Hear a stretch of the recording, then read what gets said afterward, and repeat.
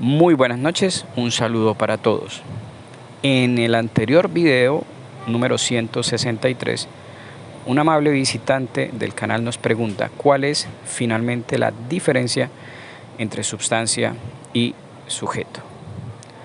Nos parece que la pregunta viene motivada por lo que hablábamos en ese video y allí establecíamos una distinción, pero entre sujeto y materia, no entre sujeto y substancia. Decíamos que cuando analizamos los cambios que ocurren a nuestro alrededor, pueden haber cambios substanciales y cambios accidentales, y que cuando se trata de un cambio accidental es relativamente sencillo señalar cuál es el sujeto de ese cambio, como por ejemplo cuando el agua pasa de caliente a fría. Es la misma agua antes y después, con la variación accidental de una de sus cualidades, en este caso la temperatura. Pero la cosa es bien distinta cuando estamos frente a un cambio substancial, total, una generación total, ya que allí no es tan evidente a primera vista qué es aquello que permanece antes y después del cambio. Porque cuando, por ejemplo, muere un ser vivo, no podemos decir propiamente hablando que la muerte es algo que le ocurrió a la vaca, que la vaca sufrió ese cambio que implica la muerte. ¿Por qué? Porque la vaca está antes, en el antes de ese cambio, pero después lo que tenemos ya no es una vaca. Tenemos un cadáver en descomposición, una materia en descomposición que ciertamente ya no es una vaca.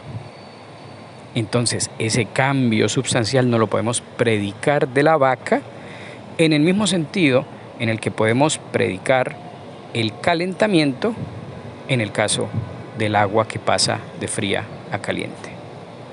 Y por eso decíamos entonces que en el caso de los cambios substanciales debíamos reconocer, si no un sujeto, por lo menos una cierta materia que permanecía en el antes y en el después. ¿Por qué es necesario que permanezca una cierta materia en el antes y en el después? Pues porque, según nos lo dice la experiencia cotidiana, las cosas no vienen de la nada ni se diluyen en la nada. Cuando se genera un nuevo ser vivo, la experiencia nos indica que no viene de la nada, sino de una cierta materia orgánica preexistente, y cuando muere un ser vivo tampoco se diluye en la nada. Siempre, incluso en los cambios substanciales, algo permanece. Pues bien, ese algo, ya que no lo podemos llamar propiamente un sujeto del cambio, lo podemos llamar al menos materia, ya que la palabra materia, por su mismo significado, nos habla de un cierto soporte potencial, pasivo, receptivo de formas, de distintas formalidades.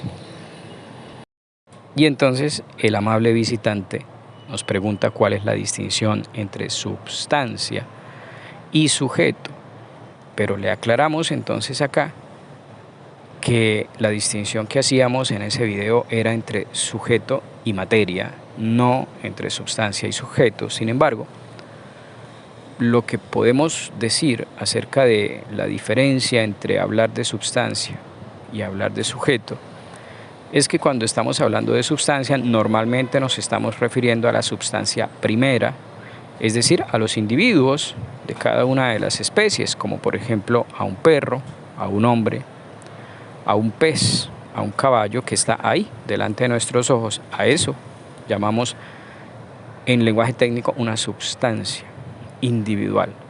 Mientras que cuando usamos el término sujeto, nos estamos refiriendo por lo menos a dos cosas. En primer lugar, nos podemos estar refiriendo en una consideración lógica o gramatical al sujeto de las oraciones, como cuando decimos Pedrito ama a su mamá. El sujeto de esa oración es Pedrito, porque es aquello de lo cual se predica la acción o aquello que ejecuta la acción. Eso es un sujeto desde un punto de vista gramatical. Pero luego también podemos hablar de sujeto en el sentido de receptor de los accidentes o de los predicados. Y en ese sentido la substancia ciertamente es sujeto, porque de la substancia predicamos los accidentes. Entonces, no es tanto que exista una diferencia entre substancia y sujeto, sino que son dos conceptos que usamos para referirnos a cosas distintas. Bien, esperamos entonces que con esto le haya quedado un poco más claro el asunto a nuestro visitante y animamos a todos los que quieran hacer sus propias preguntas a que las hagan en los comentarios o a través del correo, como lo han hecho en otras ocasiones, y con mucho gusto, en la medida de nuestras posibilidades, trataremos de responder.